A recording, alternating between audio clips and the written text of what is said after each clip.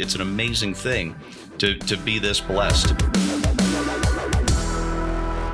We happy few, we band of privileged brothers.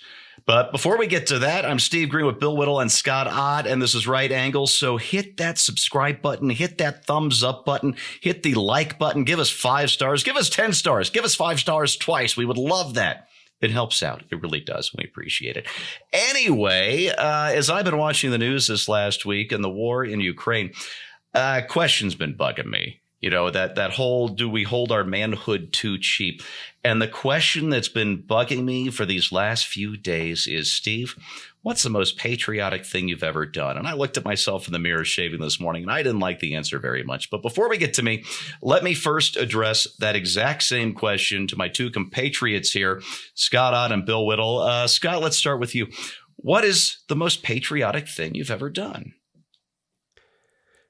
Honestly, Steve, I can't think of a time when I did something that I thought was patriotic, other than what everybody else did in my generation as far as civic rituals of saluting the flag, singing the Star Spangled Banner, I think those are important, by the way. Being a Boy Scout and things like that. There have been a handful of times when I tried to ensure that the flag was treated properly, and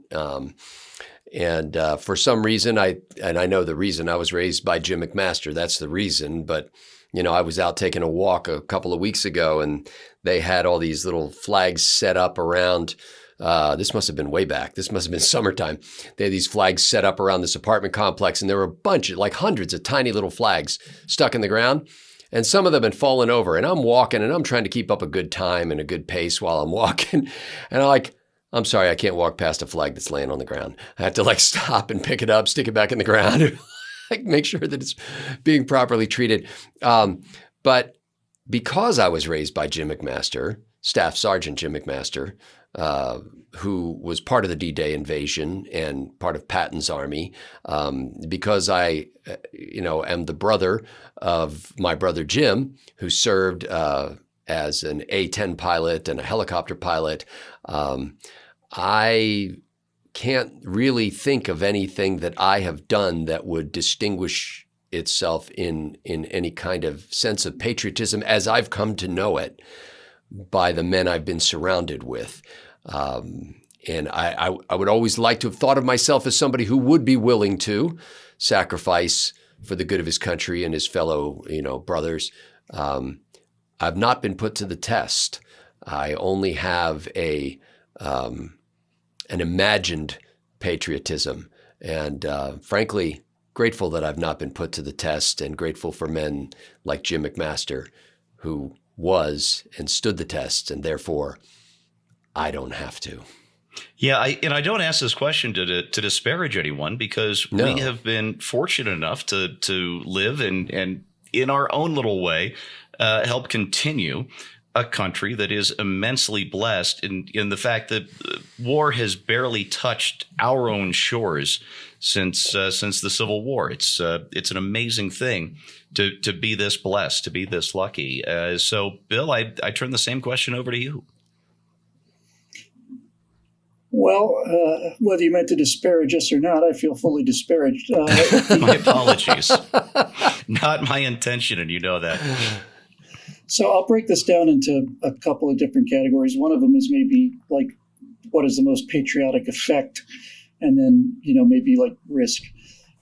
I think my knee-jerk reaction to what the most patriotic thing I've ever done is I wrote an afterburner called The True Story of the Atomic Bombs, which I thought was actually a historical document. I thought that if you watch that 17-minute video, the argument that those bombs didn't need to be dropped and that it was a war crime and all the rest of it, I think I blew that argument out of the water. And it's really the first thing I did, and that's not something you really want to be brought up from an artistic point of view either, is that, the very first work you ever did was maybe the best stuff you ever did. I'm also extremely proud of the work I did for Daily Wire, though, Apollo 11, what we saw, the Cold War, what we saw, and especially America's Forgotten Heroes. So from a purely effect point of view, I think the most patriotic thing I've done has been able to point out to other Americans what real patriots look like and what they actually do. On a personal level, I think probably the closest I ever got was, well, first of all, I was from age 5 to 17. I was ready to go to the Air Force Academy and fight communists at supersonic speeds. That was my full intention. Vision problem kept me away from that. But on September 12th of 2001, and also on the 13th, I tried calling recruiting stations and said, "Look, I'm a licensed pilot. I don't expect that I'm going to fly jets or anything, but I can wash them and I can taxi them. I know how they work. Is there some way you can use me in any capacity?" And they said, "Well, how old are you, sir?" I said, "I'm 42. They said, "We'll get back to you." When I knew when I made that call, there was no chance I was going to be going to frontline combat. But at the same time, I remember thinking, I got to do something, and I can do something. I have some training, and I had enough training to enable other patriots to go and do the important work. And I guess that's about it. Yeah. Ultimately, I like to think that all the work we do here is basically patriotic work. I mean, that's certainly the intention, is to remind Americans of what's good about this country and to make them aware of threats to this country.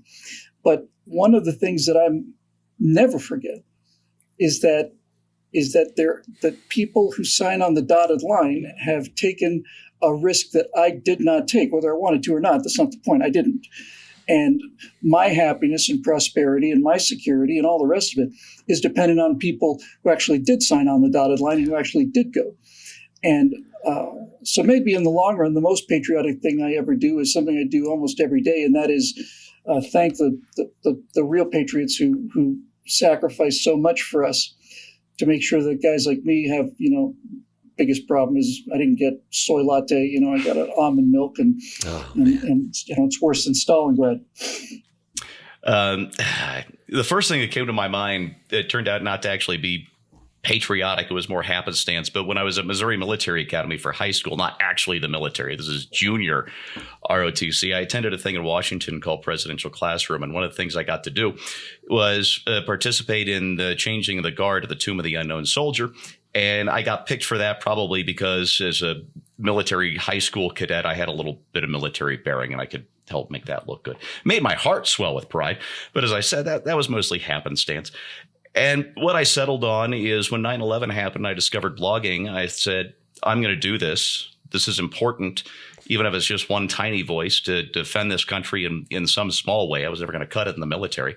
And so I guess I took a pay cut to make my voice heard and defend this country. And I've been doing that for 20 years and 2 months now. And if taking a pay cut doesn't sound like much, well, it really isn't. And again, my heart and my gratitude goes out to everybody who did more than that. But let me tell you why this came to my mind, why this question really sort of bearing down on me. There was a story in the Wall Street Journal on Tuesday morning of this week. I'm just going to read you the first couple of short paragraphs here. A Ukrainian tattoo artist blasting heavy metal in a black opal pulled up to Poland's border with Ukraine on Sunday, informing the immigration officers on duty that he was headed back to his home country to fight.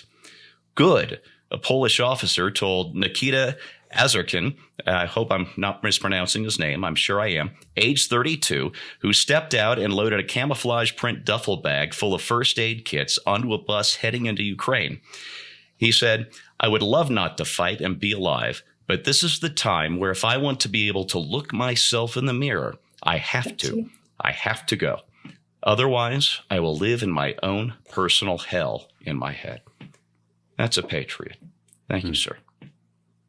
That's a right angle on that. So thanks so much for watching. We'll see you next time.